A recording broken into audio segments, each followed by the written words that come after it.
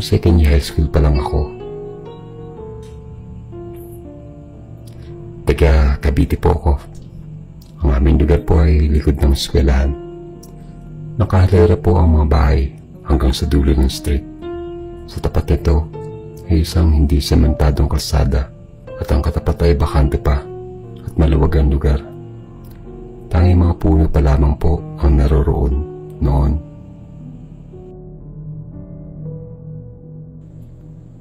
Ang bahay po namin ay isang malaking ancestral house na pahaba at nang mamatay ang aking lolo at lola ay inati ito sa gitna at ginawang dalawang bahay, pero nasa isang bakuran pa rin.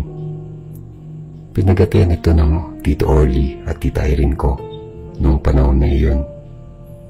At kina Tita Irene po ko nakatira. Siya ang nagpapaaral sa akin. Nagtatrabaho po sila ng asawa niya sa Maynila, kaya araw-araw ay gabi na po sila nakakauwi. Sa kaliwang bahagi po ang bahay namin, at sa kanan naman po ang bahay ni Tito Orly ko. Hiwalay na po siya sa una niyang asawa at may isang anak na. Nagbabakasyon na lang po kay Tito pag bakasyon.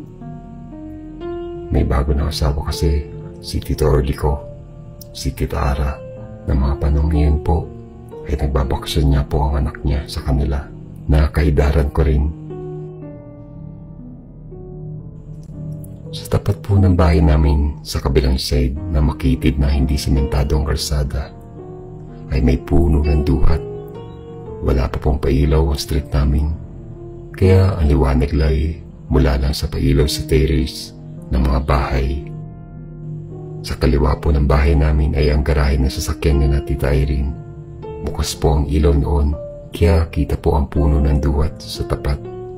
Sa pagitan ng 10:30 o 10:45 po ng gabi ng mga oras na yun, kasama ko ang aking ate sa kwarto habang pinabantayan ng dalawa ko pang pinsan ng edad 2 at 3 na natutulog na. Bigla pong tumahol ang aso namin at ang mga asong gala sa labas. Ganitong oras hanggang 11:00 po kasi dumadating ang sasakyan ni na Kita, kaya binuksan ko ang bintanang jealousy type at sumilip sa labas.